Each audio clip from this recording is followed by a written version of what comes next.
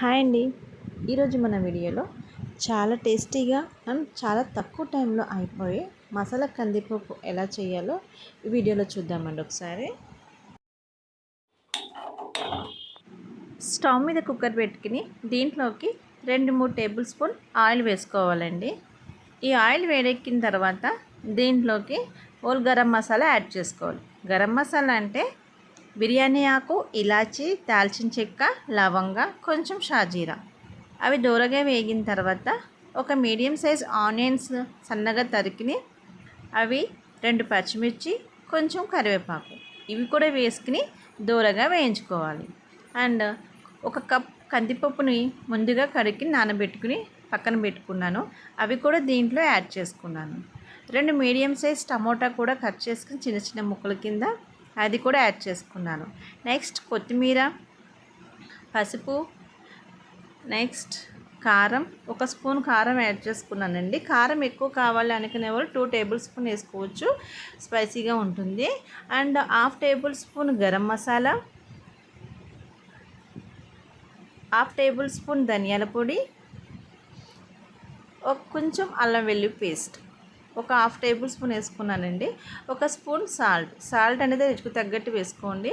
ఇవన్నీ బాగా కుక్కర్లో వేసుకుని బాగా ఆయిల్లో మగ్గేంత వరకు ఒక 10-15 నిమిషాలు చిన్న మంట మీద పెట్టుకుని ఉంచుకోండి. మూత పెట్టుకుని సిమ్లో వేయించుకోండి. చూడండి, ఇట్లా దగ్గరికి బాగా వేగిన తర్వాత టమాటా ముక్కలు అన్నీ బాగా ఆయిల్లో మగ్గిన తర్వాత ఇప్పుడు దీంట్లోకి తగినన్ని వాటర్ అనేది కొంచెం ఎక్కువనే పడుతుంది. మనం ఎంత 2 గ్లాసెస్ వాటర్ వేసుకున్నా ఇది మళ్ళీ దగ్గరికి అయిపోతుందండి. వాటర్ అంత వేయాలి ఇంత వేయాలని ఏం లేదు. నేను 1.5 గ్లాస్ వరకు వాటర్ యాడ్ చేసుకున్నాను. ఇది ఎంత పలుచుకున్నా మళ్ళీ చల్లారిన తర్వాత దగ్గరికి అయిపోతుంది. తర్వాత దీన్ని కుక్కర్ మూత పెట్టుకోవాలి. 2 విజిల్స్ వచ్చేంత వరకు ఆగాలి.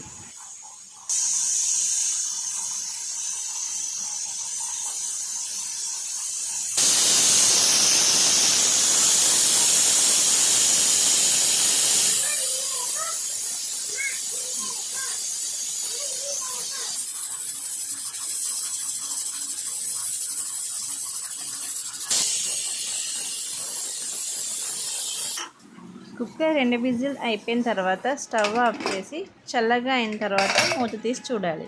చూడండి, ఇది బాగా మెత్తగా ఉడకనవసరం లేదు. ఇప్పుడు మొత్తం కలిపి ఒకసారి సిమ్లో ఒక 5 మినిట్స్ అట్లా ఉంచితే సరిపోతుంది. ఉప్పు సరిపోతే ఇప్పుడే టేస్ట్ చూసుకుని ఉప్పు యాడ్ చేసుకుంటే బాగుంటుంది. చూడండి ఎంత చిక్కగా ఎంత బాగుందో. ఇది నేను చెప్పడం కాదండి, చాలా తక్కువ టైంలో చాలా టేస్టీగా అయిపోయే పప్పు అండి. ఇది చాలా అంటే చాలా బాగుంటుంది. ఒకసారి మీరు కూడా ట్రై చేయండి. నేను ఒకసారి మళ్ళీ పైన కొత్తిమీర యాడ్ చేసుకుని కొంచెం ఆయిల్ యాడ్ చేసుకుని ఒక 5 మినిట్స్ అయితే ఉడకబెట్టుకున్నాను. చాలా దగ్గరికి అయింది. ఈ చపాతీ అన్నంలోకి అయితే చాలా బాగుంటుంది మసాలా పప్పు అనేది. ఒకసారి మీరు కూడా ట్రై చేయండి. థ్యాంక్స్ ఫర్ వాచింగ్ అండి. నా ఛానల్ని కొత్తగా చూసిన వాళ్ళు ఎవరైనా ఉంటే సబ్స్క్రైబ్ చేసుకోవడం మర్చిపోద్దు. థ్యాంక్స్ ఫర్ వాచింగ్ అండి. బాయ్ అండి.